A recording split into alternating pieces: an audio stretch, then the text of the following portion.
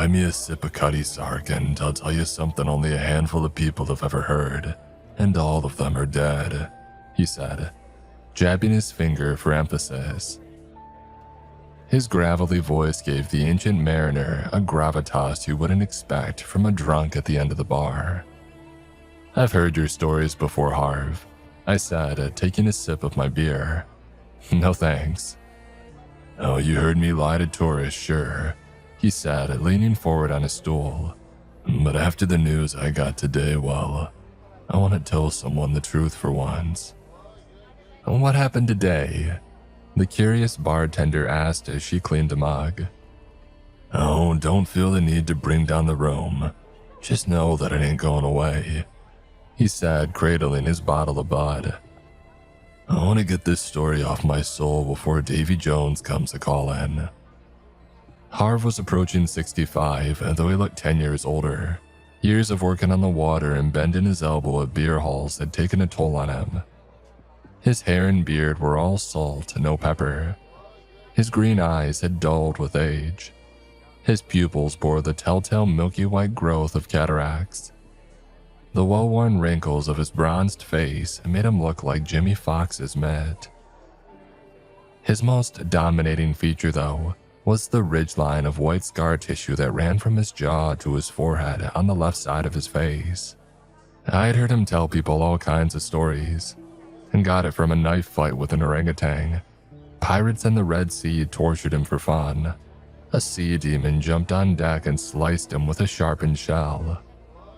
The man told more whoppers than Burger King sold. Despite knowing all this, there was a sincerity in his eyes that I had never seen before.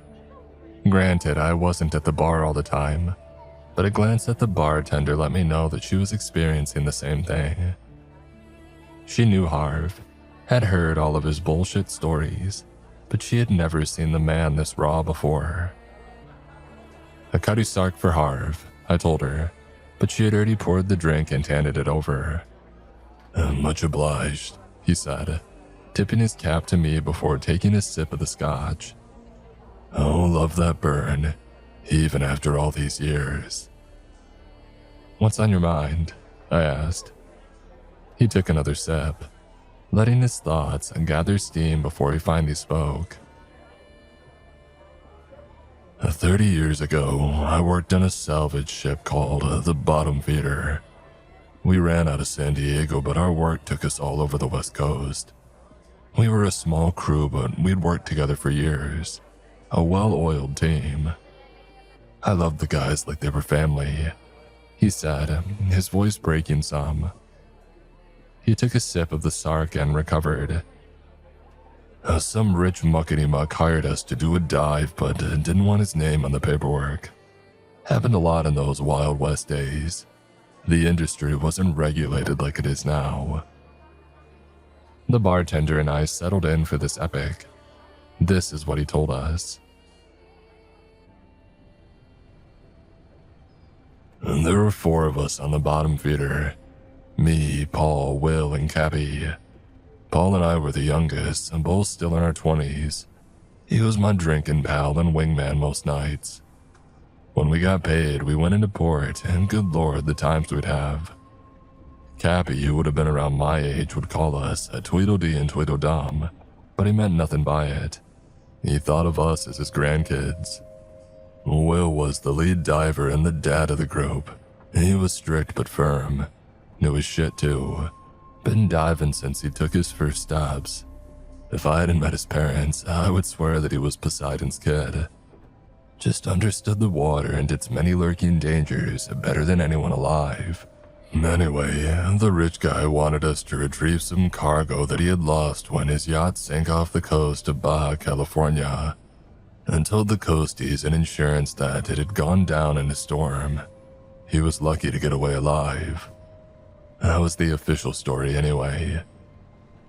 Truth was, the older rich man had married a pretty young wife, and as those relationships go, it broke up quicker than a wooden hull against a rocky shoal. The man, I think his name was Mort or Marty. Son's cooked my memory some. Anyway, The man confided in Cappy that his soon-to-be ex was a vindictive, money-obsessed gal that wanted to take him to the cleaners. To circumvent that, he concocted a plan to put his valuables in watertight barrels and sink them on his boat. I figured the ex wouldn't go looking for them if they were at the bottom of the Pacific. She'd happily take the insurance money and move on with the rest of her life. In case you don't know the score, kid, that's insurance fraud. Claim the things as lost, recover them in secret, and sell them on the black market. It's why the man wanted his name off the paperwork. You can judge us for being shady, and we were, but when they pay in cash up front, you put your morals on the back burner. Landlords don't take virtue as payment. Besides, the salvage world is smaller and more gossip-ridden than a sewing circle. You burn a client, they trash your name, and the work dries up. We weren't about to do that. And Cappy told the man we'd have no problem retrieving his things from the briny depths. Said the only complication would be the weather, but the outlook in the following week looked smooth, so we didn't anticipate any issues. The man told us that if we got his things to him by the week's end, he'd double the rate. Kid, let me tell ya, the best lubricant in the world ain't KY. It's cash on the table. We left that evening. As we neared the dive spot, Paul and I pulled out a bottle of cheap brandy and took turns passing it back and forth. We both hated the taste of it, but it had become a pre-dive tradition, for reasons that we had long forgotten. Will was in the room with us, but instead of imbibing, he was double-checking and triple-checking our gear. What the hell is so valuable you sink a yacht to hide it? Paul asked, taking a nip. I took the bottle from him and drank a drop or 2 or 12. Maybe he killed someone and wanted to hide the body. There's easier ways to hide a body, Will said. I tried handing him the bottle, but he passed. How do you drink that shit before a dive? Puts hair on your chest, I said, cackling. Wife likes me bald, thanks, Will said. Cappy, what about you? Brandy fan. The man entered and lit a smoke. Aye, but not my favorite. More of an in-a-pinch booze, if you ask me. Mind your intake, boys, the waves might get choppy. Can't have you heaving up your breakfast on the deck. What are we bringing up? Paul asked, putting his cap on the bottle and stowing it. Aye, glad you asked, Cappy said, waving us into the pilot room. We followed him like ducklings behind their mother. Laid out on the table in front of us were the blueprints for the yacht that we were heading toward. Cappy pointed at the map. And gentlemen, this is the Allegro, 3-deck pleasure ship that measures 45 meters from toes to nose. 3 decks, sun, main, and lower. Our target is here, he said, pointing at a spacious location on the lower deck. The ballroom. Kinda small for a ballroom, no? I asked. Cappy shrugged. More of an entertaining space, I suppose.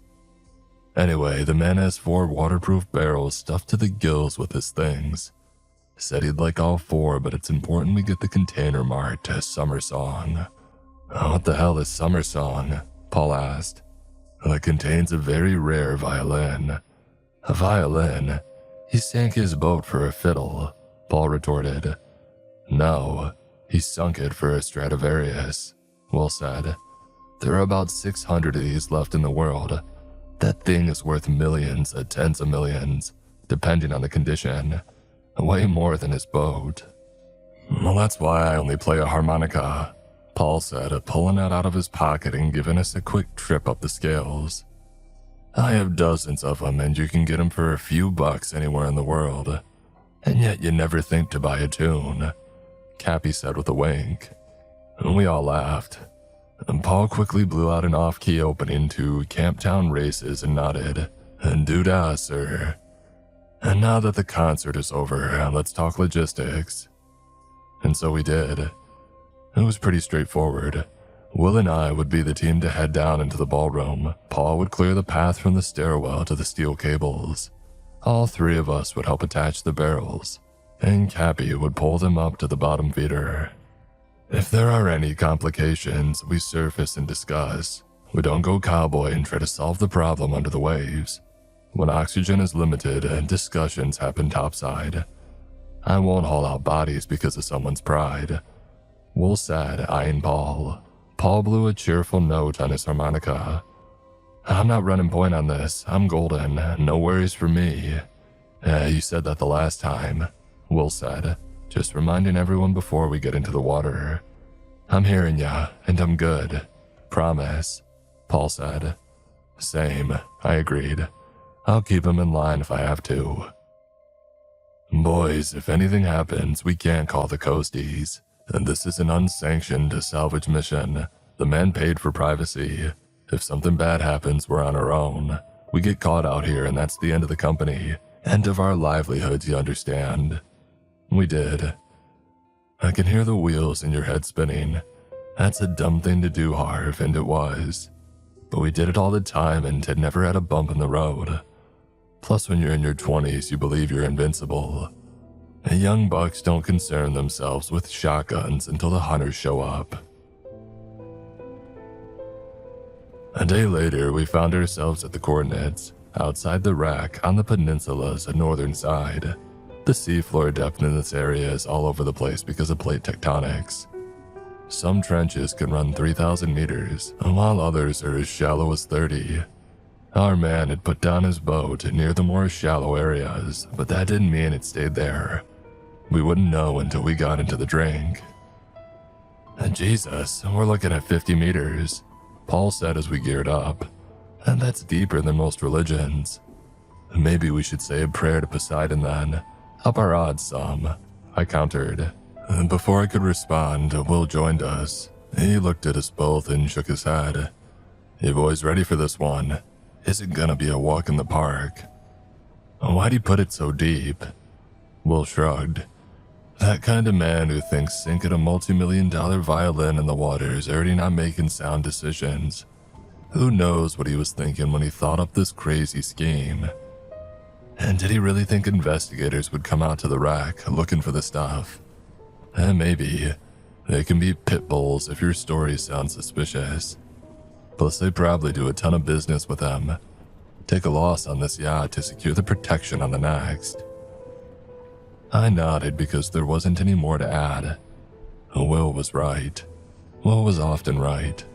While Cappy was the North Star, Will was the sectant that we used to read the skies. I would have followed that man into hell in a gasoline suit if he told me we'd get through to the other side. After we geared up and went topside, we checked our oxygen tanks one last time. They were golden. Cappy was waiting for us in his usual spot, leaning against the gunwale having his traditional pre-dive cigarette. The white smoke curled over his head and was hard to see against the violently blue sky. You boys good to go? He asked, licking his fingers and snuffing out his smoke. We gave him a thumbs up. He nodded. And be safe, be calm, be swift, he said, giving us the sign of the cross as he blessed us with his own Holy Trinity. We all nodded back at him, muttered an amen to ourselves, and plunged into the water.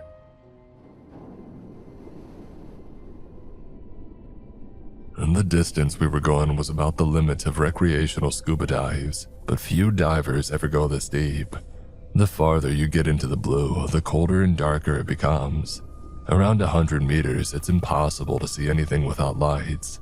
And we weren't going that deep, but we took lights anyway because diving into the bowels of a sunken ship is equivalent to being in a cave. Without any light, you're as good as dead. Lack of light is one of the many dangers that lurk in the deep. When you're nearly 6 atmospheres down and something catastrophic happens, it's curtains for ya. Best case, your corpse washes up on a beach and the crabs eat you. Your story becomes a cautionary tale to new divers about the dangers of carelessness. Worst case, you're lost to the waves, and no one on shore knows or cares what happened to you. As we dove, the familiar buildup of pressure in my ears and sinuses emerged. I popped them and got immediate relief. The next pressure change that hits your body, and a thing you can't just pop away, is the compression around your lungs. A hug that never ends. We were about 20 meters down when the deeper cold seeped through my suit. Like your lungs, you're aware of the chill, but there isn't anything that you can do. You don't even have to go down far before it's noticeable. Imagine walking into a restaurant's freezer, and you get the idea. While all these issues are concerns at the forefront of your mind, the worst thing that can happen to you is nitrogen narcosis. If you've ever been drunk and tried to order food on the phone, you know what feeling narked is like. Confusion, euphoria, sleepiness, and if you hang in the danger zone long enough, death. If you're narking, you need to get to safer depths as soon as humanly possible. Our job is to ignore these concerns and focus on the task at hand. They never leave your brain, but if you can compartmentalize them, it helps. I've seen beginners flip out underwater and it never ends well. If getting the bends is the best result, I'd wager you can figure out the worst. At about 45 meters, Will pointed down. Like a waving mirage in the desert, the Allegro came into view. It had landed right side up, its bow nestled against a few rocks. Looks like it had just followed the anchor all the way down and settled as if God himself had placed it there. It wasn't hard not to see the divine in the Allegro's landing. About 10 feet from where the ship settled, you could see the jagged black line of a trench. It wasn't bottomless, but from where I was floating, I couldn't see the bottom. Another 10 feet and this thing would have been impossible to find without a submersible. The rich stay lucky. The boat was beautiful, even in the inky depths with schools of silverfish darting through it. White with blue trim and a sun deck made for day drinking and bad decisions with loose women. Random electric cables rose from its body like a sea anemone's stinging arms. As we approached, I prayed we were clownfish, immune to its dangerous touch. I looked over at Will, who nodded at the wreck and gave us a thumbs down. He wasn't judging the boat though. In the water, hand signals are among the few ways to relay messages between divers. Thumbs down meant to go lower, in this case into the boat. Thumbs up not surprisingly meant to rise. An OK sign means what you think it does, but a shaking OK sign implies something's wrong. The worst signal is a slash across the throat. It means you're out of air. The most prominent noise when you're underwater is your breathing. It's a good thing too. The steady rhythm of life. It reminds you to stay calm. You're a foreigner in this hostile world. Man may have conquered the land, but our dominion ends at the shore. It's healthy to keep that dynamic in your brain. We swam over the sun deck, looking for the stairwell that led into the bowels of the ship. There were still some chairs on the deck, but the currents had moved most of them, and they littered the seabed. If you stayed and looked down toward the engines, you'd occasionally see a black drop of oil seep out, its rainbow surface shimmering in the low light. The stairwell came into view, and Will and Paul flipped on their handheld spotlights. The sudden burst of light sent the fish darting away. If they had the capability of thought beyond get food, it's hard not to imagine they'd see us the same way people talk about UFO abductions. Will reached the stairs first, shining his light into the abyss. It's haunting in the spotlight. A gauzy photo reel but with globs of disbelief smeared across the lens. If the area around the sun deck was like dusk, everything on the main deck and lower was midnight. Black hole dark. We followed the beam of light down the narrow stairs. The wreck had shifted some of the furniture. The stairs remained mostly clear, but even a small obstruction can become a significant problem. When Will and I would go into the ballroom, it would be Paul's job to clear the path. We let him get to work and moved on. As we hit the landing for the main deck, something odd echoed off the surrounding walls. Music. There shouldn't be any noise down here, yet the muted sounds of someone playing a violin found our ears. It couldn't be a radio. Historically, water and electronics are bitter enemies, but our ears told us a different story. Someone or something down on the lower decks was playing a classical violin piece. I'm sure the fish loved it. Will gave me a thumbs down. I nodded and we started our descent down the stairs. With each step we glided past, the music grew louder. I'm not a fan of the genre, but it was a pretty tune. Somber, which made sense. We were trapped in a wreck 6 stories deep in the world's vast pool of tears. Somber was the only kind of tune for a place like this. When we got onto the lower deck, the music stopped. The sudden disappearance of the music and the rushing return of your breathing nearly made the ladder quit as well. Where had it gone? We were still trying to determine where it was coming from, for God's sake. It wasn't fair that we didn't even have time to discover that before it left. I glanced at Will, who shone his beam of light around the deck. Nothing was visible in here until the beam found it. His scans caught nothing but shadows and schools of small fish. No Jamaican crab conducting a sea creature band or anything incredible like that. Just the leftover remains of a slowly decaying wreck. Will nodded at the ballroom and swam toward it. 2 ornate, windowed French doors opened into an ample entertaining space. There were some tables and chairs in there, but from our vantage point, that's all that we could see through the glass. As we neared the doors, the music started again. Not the somber, wistful tune from earlier. This was aggressive, angry, a warning, a snake's rattle set to strings.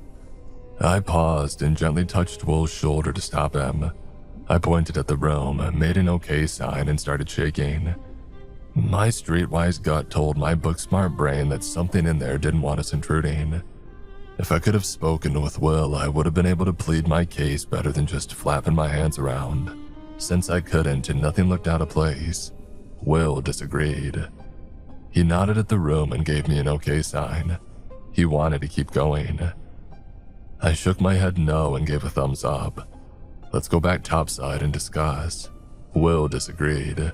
He pointed at me and then raised his thumb before pointing at himself and pointing toward the room. The message was clear. He was going in, with or without me. I sighed, pointed at myself and then at the room.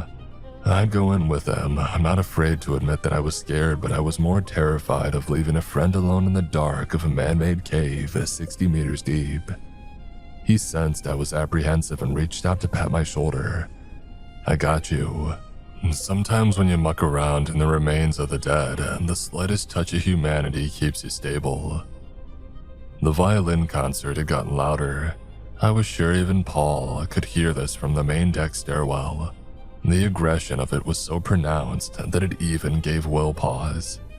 The violins had reached a fever pitch that reminded me of the moment in Psycho when Norman Bates ripped away the shower curtain. Will opened the door to the ballroom, and the music stopped.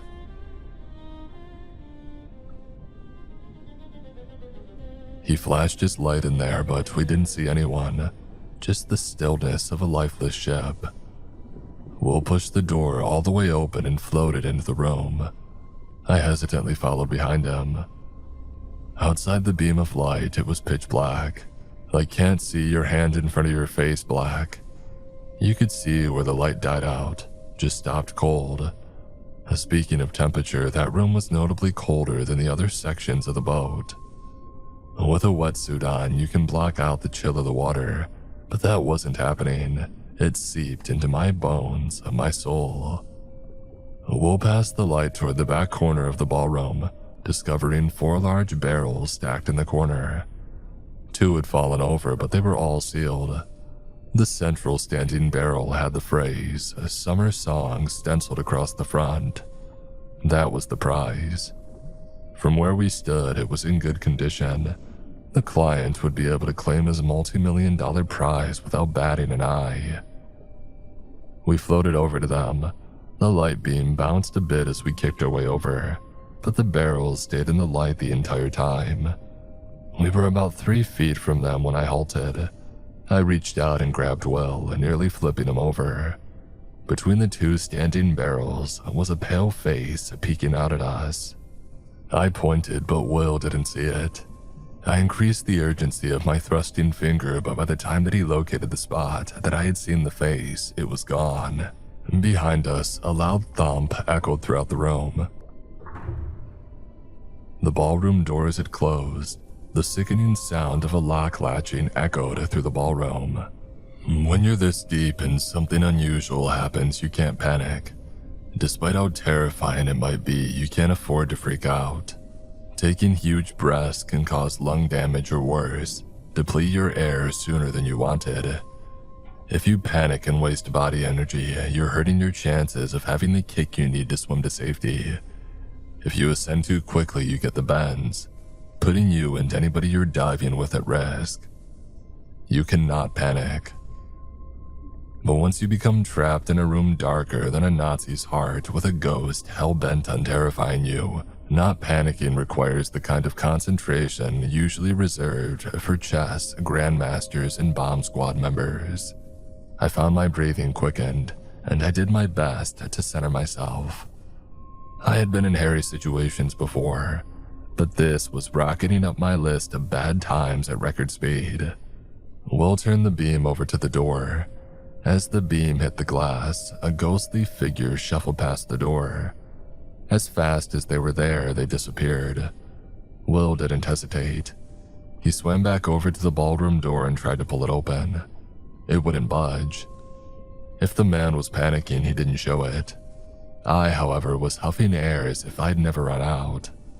My heart raced like a clipper ship, and every time I tried to relax, that haunted face appeared in my mind, pulling me back into panic's wake. I had been on hundreds of dives, but was acting like a scared honeymooner exploring a local reef. I swam over to Will and I grabbed the other door. He held up 3 fingers, and after the final one dropped, we both yanked. Again, no movement, not even an inch. I thought back to the blueprints but couldn't recall if there was another exit. The French doors were the only way in and out. Will looked into my eyes and patted my shoulder. He couldn't say anything, but I could hear his voice all the same. "Relax, kid, we've got this." It had the desired effect. My breathing slowed. Will shone the light into the other corners of the room, searching for another way out. I banged my fist against the doors. The thumps ricocheted through the boat. I hoped that Paul could hear it and come investigate. He wasn't supposed to leave his location, but Paul played fast and loose with the rules. I prayed he'd be willing to break them right now. Will explored the ballroom as I floated near the doors. I was alone in the dark with only my worst thoughts keeping me company. I couldn't shake the feeling that somebody was watching us. The beam hit me and I turned to Will. He had found something near the barrels and waved me over. As he did, the invisible violin played one long, uninterrupted note. It was so loud, and the fiddler was absolutely inside this room. A chill ran through my body. I wanted to get out of the water as soon as possible. My shoulders stiffened, and the sensation that someone was behind me flooded into my brain. Before I could turn around to check, something grabbed my oxygen tank and yanked me down. I hit the floor and the violin ceased. My flailing made Will swim back to me. I pulled myself back up as he got there, but he could see the fear in my eyes. I tried to relay what happened, and thankfully he got the gist of it. He shone his light behind me, and we both spotted a loose wire floating like an eel snaking through the waves. I smiled and relief washed over me. I must have gotten my tank caught on it. Will lowered the light back to the floor and found a woman's high heel. The red bottom was there by design, but in my haze, I swear that it was bloody.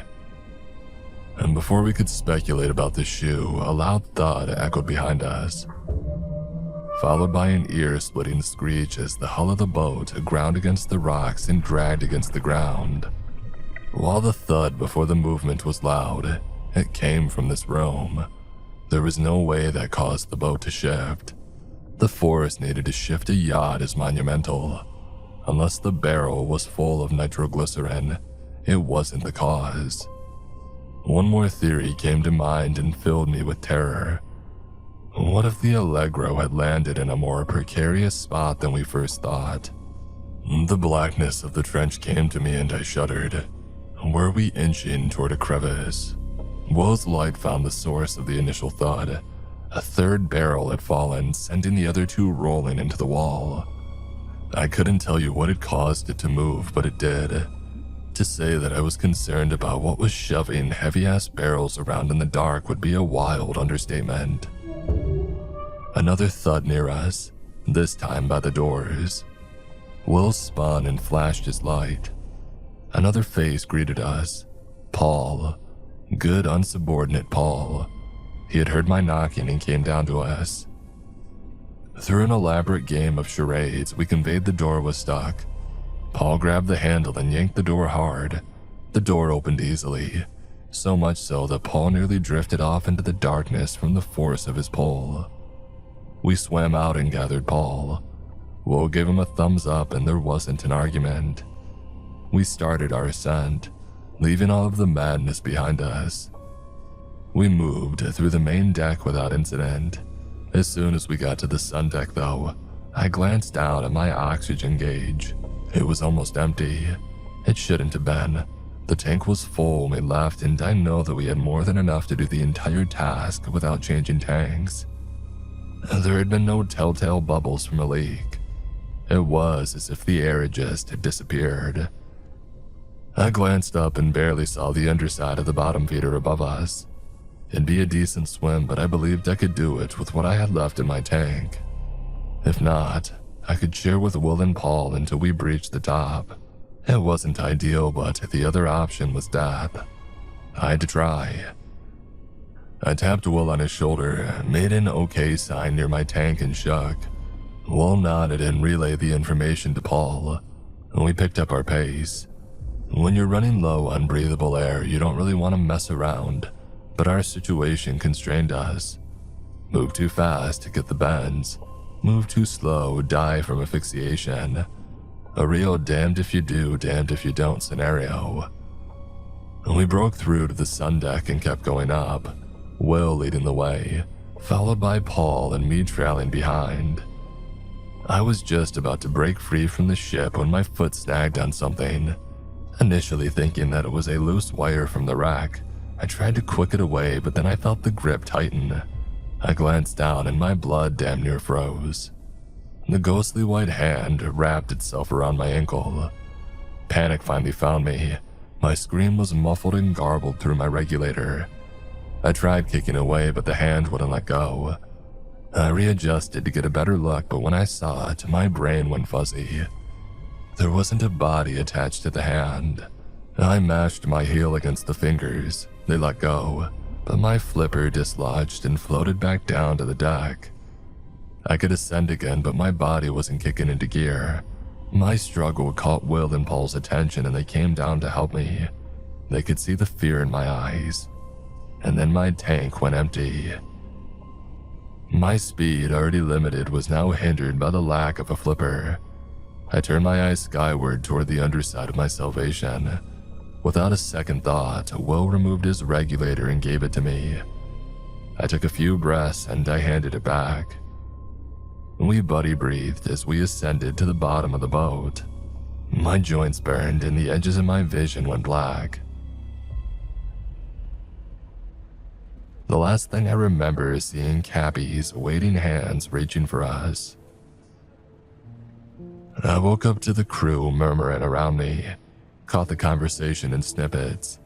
Will was confused. He didn't want to say that I had freaked out and that was the reason we were back up empty-handed, but he was tap dancing near that sentiment. "Is everyone okay?" I asked, my eyes fluttering open in the bright sunlight. "Jesus, kid, you alright?" Will asked. "What happened down there?" Cappy asked. "What happened to your tank?" "I don't know," I said, shielding my eyes from the sun. "It was full when we left. I double-checked it." "Yeah, I can back that up," Will said. "I checked beforehand, too. They were full. No indication of a leak either. We would have spotted it as soon as we got into the drink. So how did it empty? Maybe a broken gauge, Paul offered. Shows fuller than it was. These are older tanks, Cappy said. But what closed the door?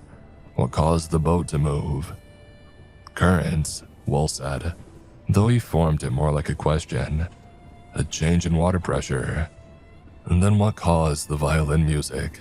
I asked. Cappy turned to me confused. Violin music? Well, you told him about the music, didn't you? And the person in the ballroom. You told him, right? Will looked away. His face remained stoic, but his brain was trying to break the news to me that he had no idea what I was talking about. I didn't give him a chance. There was someone in the ballroom. A person. What the hell? Paul asked. Yeah, they grabbed my leg as we left the sun deck, I said. But it was just a hand. Wait, a hand? Cappy asked, not waiting for my response. He turned to Paul and Will. You two see anything? Uncomfortable silence followed. Paul finally broke it. I was more concerned with him not dying. I didn't see anything either, Will said. Sorry, kid. My head was already dizzy from the dive, but this kicked it into another gear. It felt dislodged from my body, floating above me.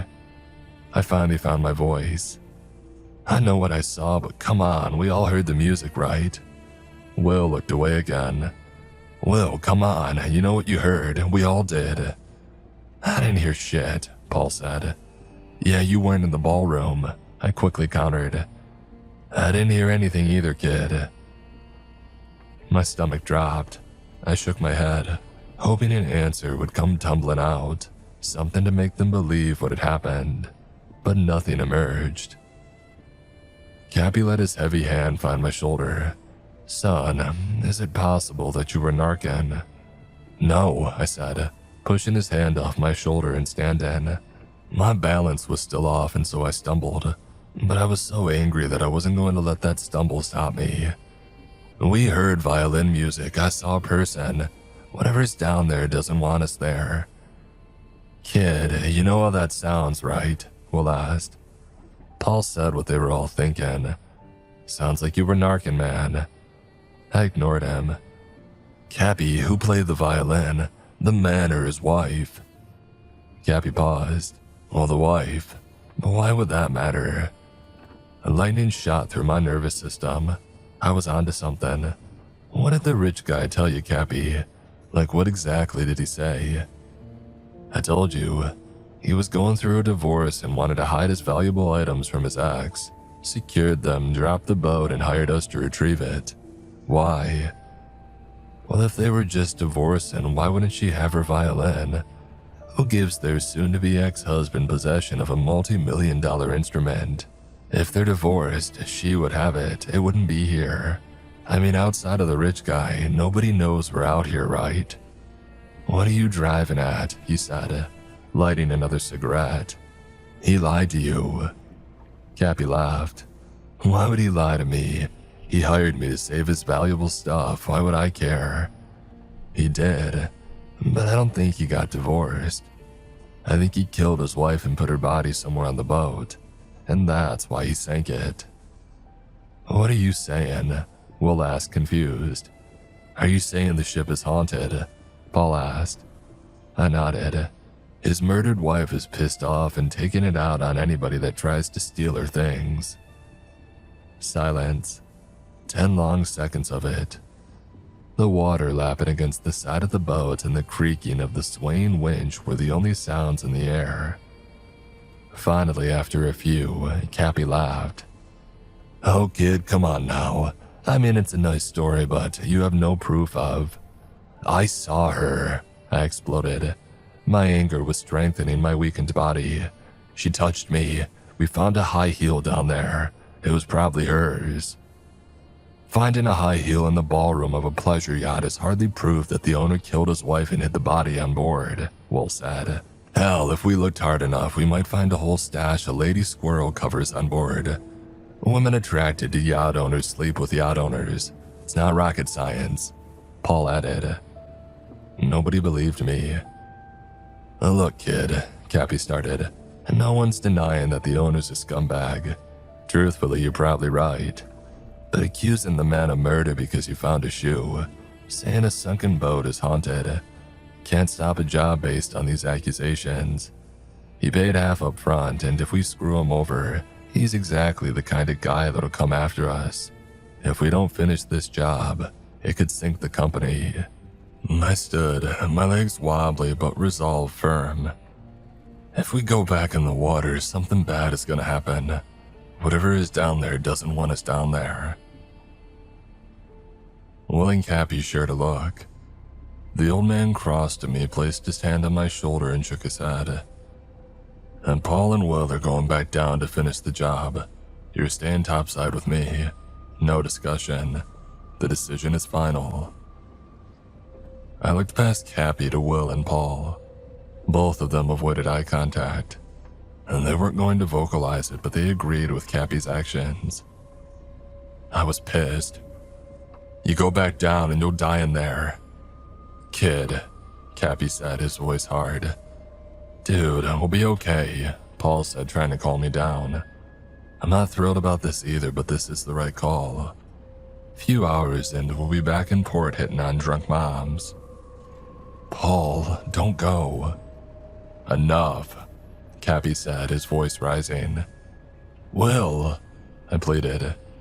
Listen to Cap, he said. He's forgotten more about the ocean than we'll ever learn. I wouldn't go in it if I weren't sure that I'd be fine. There's something, I began, but a stern mug from Cappy ended any objection. I was hurt and I didn't know how to express myself then or now that I think about it. I punched the side of the bottom feeder. The pain rippled from my knuckles up to my shoulder.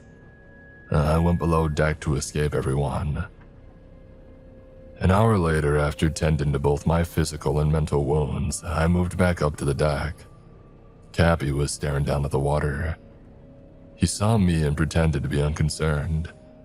The small pile of cigarette butts at his feet told me otherwise. Any word? No, he said. They should have hooked the first barrel up to the cable by now. Maybe the barrels are heavier than they thought. Those stairs were narrow too. Hard to navigate through them. He said. You don't believe that, do you? No, I said. He sighed and dropped another cigarette butt onto the pile. He turned his gaze to me and shook his head. You good enough to go in? I swallowed. Physically, outside of my throbbing hand, I was fine. Mentally, it was another thing altogether. But if Will and Paul needed my help, I'd have to go. Cappy nodded at me. Get your gear and go find out what's going on. If anything, his voice caught. I'd never seen Cappy this broken up.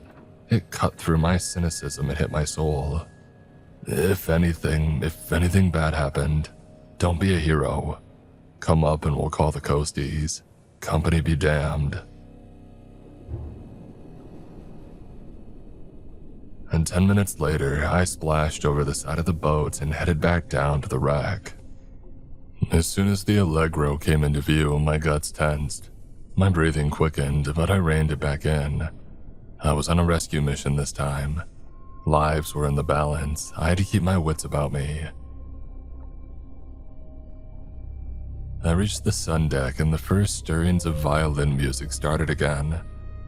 I swallowed, flipped on my flashlight, and made my way to the stairwell. With each foot I traveled, the violin music grew louder, more frantic. The tone flipped from somber to rage.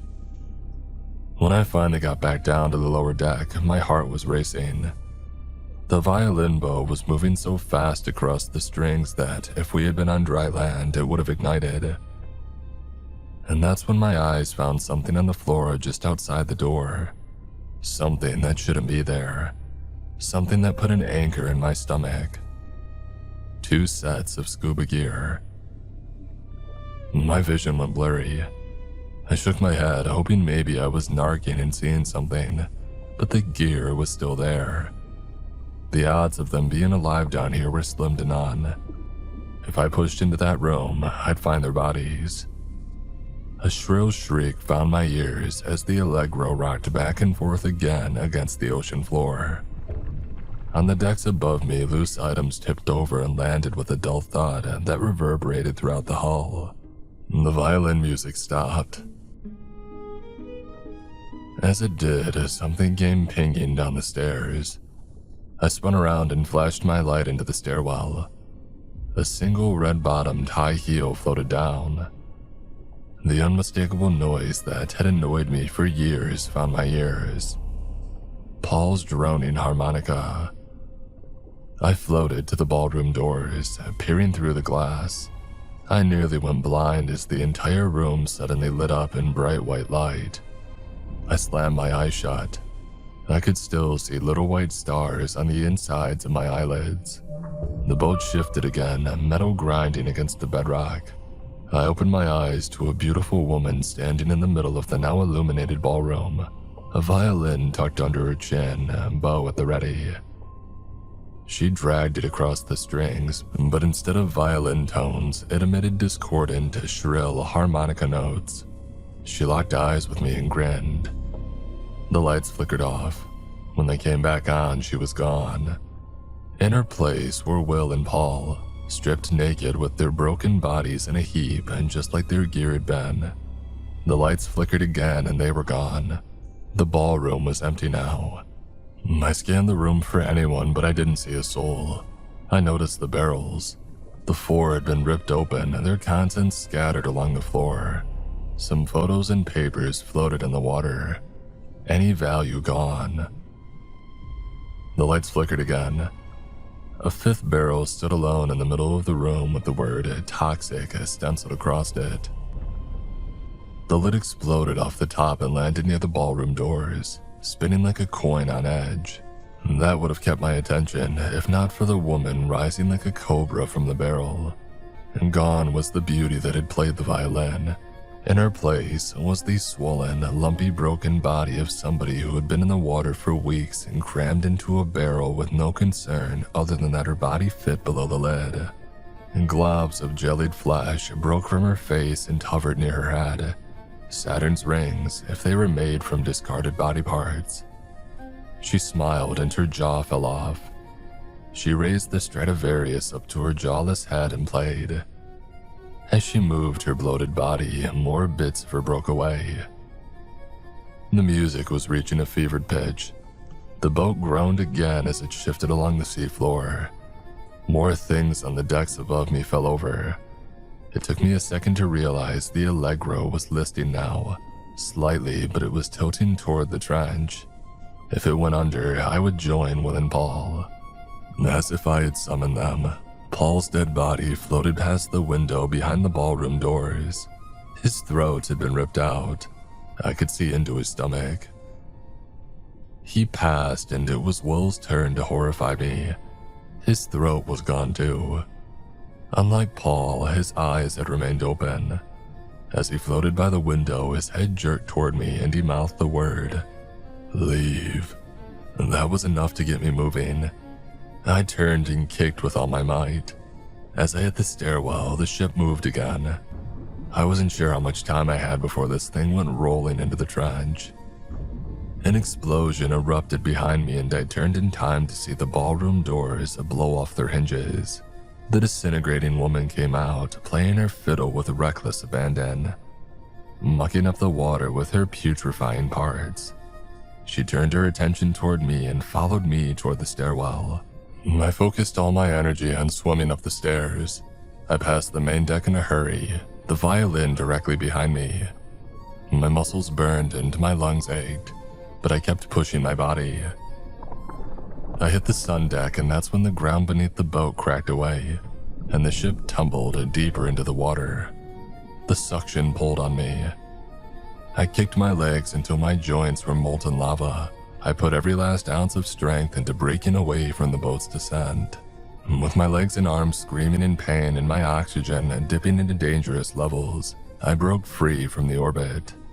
I glanced back and watched the Allegra tip over the edge and drop into the trench. The woman's now flesh-free skull stared up at me as the boat fell away. She raised her ghostly hand and let go of the violin and the bow. They flew at me at a speed I didn't think possible outside of a torpedo. The bow crashed into my mask, cracking it. I slammed my eyes shut and did my best to clear out any of the glass. The strings had sliced my face like the edge of a saber. Blood rushed out. The cold water stung the exposed nerves of my sliced skin. The pressure of the depth pushed against my eyes and I couldn't open them. I would have to swim up blind. I started kicking as hard as I could, pumping my arms like a windmill, propelling my fragile body back to the surface, to air. Every joint felt loose as I swam, like I was coming apart at the seams. My limbs tingled and went numb, but I pushed forward.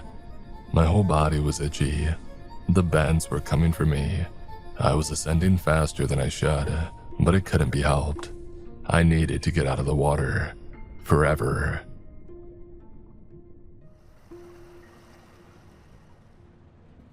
Finally, mercifully, I broke the surface of the water. My energy was gone. Cappy sprang into gear and helped pull my nearly drowned carcass out of the drink. He had a million questions, and all I could barely repeat was, "It took them. Who?" The violin surfaced right near the boat. 10 million bucks floating an arm's length away, tantalizingly close. Cappy glanced at it, but I used the last bit of energy to shoot up my arms and grab him. "It's cursed. The whole thing was cursed." The violin sank back below the waves.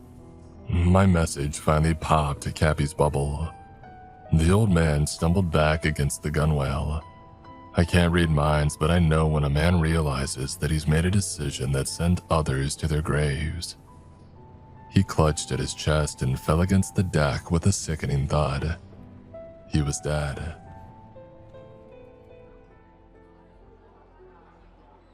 Harv finished his drink and placed the glass down to emphasize Cappy's fall. Both the bartender and I were spellbound. I had leaned so close that 2 legs of the bar stool were off the ground. "What happened after?" I asked. "Oh, called the coasties and told them that I needed help. Said we had gone out for a dive at a wreck and things went sideways. Because of the bodies, there was an official investigation, but Cappy didn't keep records, and nobody ever came asking about the Allegro. I was cleared of any wrongdoing. Didn't feel that way, but that's what the official paperwork said. Last time I went into the ocean." "Jesus, Harv," the bartender said, pouring another drink for the man. "On the house." "Much obliged," he said. He glanced at me and smiled. He traced his scar with the tip of his finger. "And that, my friends, that is the weirdest goddamn thing I've ever seen out in the water." I paused before my brain coughed up a useless, "Are you okay?" Harv laughed. "No, kid, but ain't nothing that can be done about it." With one gulp, the man downed his drink and stood on unstable legs. I tried to help, but he waved me away. I didn't argue. That man had dealt with enough.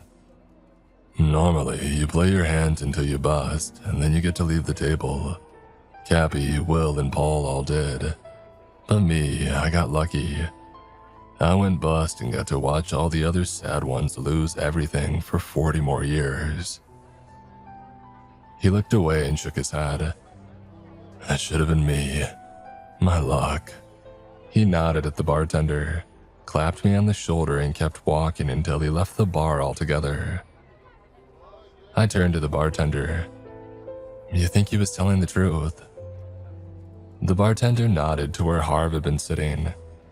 Next to the $10 bill he had left as a tip was an old, beat-up harmonica. I picked it up. The name Paul was etched across the back. "God damn," I said, handling the harmonica like a genuine religious artifact. "God damn."